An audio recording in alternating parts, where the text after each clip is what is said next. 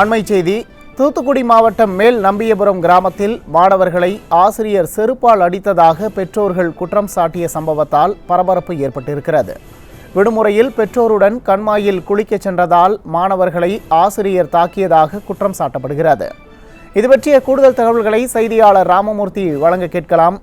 வணக்கம் ராமமூர்த்தி, விவரங்களை பதிவு செய்யலாம். வணக்கம். தூத்துக்குடி மாவட்டம் எட்டயபுரம் அருகே மேலநம்பியபுரம் கிராமத்தில் அரசு நடுநிலைப்பள்ளி செயல்பட்டு வருகிறது.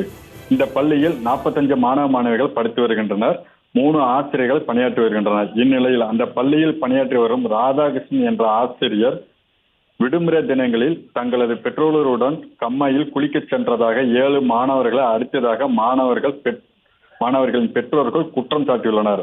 ஆசிரியர் அடித்ததால் தங்களது குழந்தைகளின் உடலில் தடிப்புகள் ஏற்பட்டு வீக்கம் ஏற்பட்டு மிகவும் சிரமப்பட்டு வருவதாகவும் மாணவர்களை அடித்த ராதாகிருஷ்ணன் மீது நடவடிக்கை எடுக்க வேண்டும் என்று பாதிக்கப்பட்ட மாணவர்களின் பெற்றோர்கள் தெரிவித்துள்ளனர். பெற்றோர்களின் குற்றச்சாட்டினை தொடர்ந்து கல்வித்துறை அதிகாரிகள் பள்ளி மாணவர்களிடம் விசாரணை நடத்தி வருகின்றனர். இப்பிரச்சனை குறித்து அப்பள்ளியின் மேலாண்மை குழு தலைவர் ராதிகா கூறும்போது, பெற்றோருடன் கண்மாயில் குளிக்கச் சென்ற என்னுடைய குழந்தைகள் உட்பட 7 மாணவர்களை ஆசிரியர் ராதாகிருஷ்ணன் கடுமையாக தாக்கியுள்ளார்.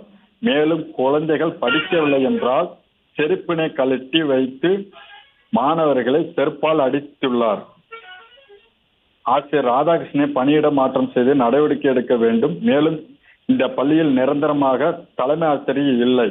இது குறித்து பலமுறை கூறியும் நடவடிக்கை எடுக்கவில்லை என்று குற்றச்சாட்டு கூறுகின்றனர். இது குறித்து சம்பந்தப்பட்ட ஆசிரியர் ராதாகிருஷ்ணனிடம் கேட்டபோது, ஒரு ஆசிரியராக என்னுடைய கடமையைத்தான் செய்தேன். என் மீது என்னென்ன குற்றச்சாட்டுகள் கூறியுள்ளனர் என்பது எனக்கு தெரியவில்லை. எனது வழக்கறிஞர் மூலமாக அவர்கள் கூறும் குற்றச்சாட்டுகள் சட்டப்படி எதிர்கொள்வேன் என்றார். இதற்கிடையில் ஆசிரியர் ராதாகிருஷ்ணன் விடுமுறையில் சென்றுள்ளதாக கூறப்படுகிறது. விவரங்களுக்கு நன்றி ராமமூர்த்தி.